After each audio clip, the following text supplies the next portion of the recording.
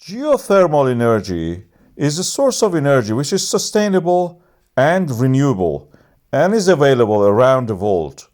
Many countries have the potential of it, and some of them are actually using it.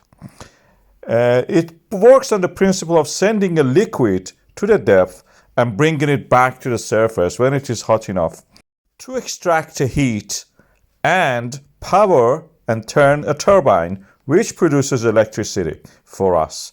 In Iceland, we have a lot of systems like that. One of the first countries who actually implemented this technique. You need boreholes. Boreholes are deep wells which reach the depth of the earth where the heat is enough. You don't even have a volcanic system anywhere nearby.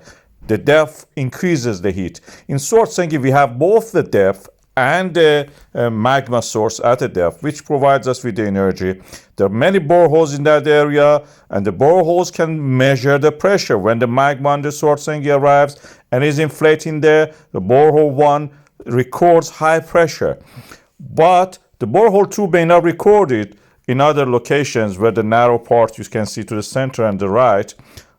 And that means the land is rising, the magma is there present or is adding to that mass of the magma. But when the magma finds a way to move, borehole 2, which is probably slightly less than 2 kilometers, will record an steam pressure higher than the normal. That's the moment that the magma is moving laterally toward, for example, in this case, the Grindavik Rift Valley, and is going to erupt.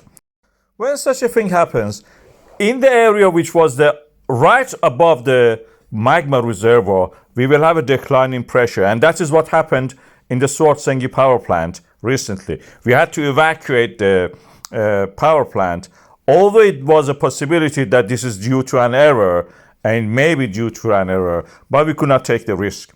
The Blue Lagoon, which is nearby, didn't evacuate because the Icelandic authorities in the Icelandic Meteorological Office, they didn't agree with that. But we had a similar situation in the past. In January 24, we had a rise in the pressure in one of the boreholes, and then we had a rise in the seismic activity. We had earthquakes, then eruption.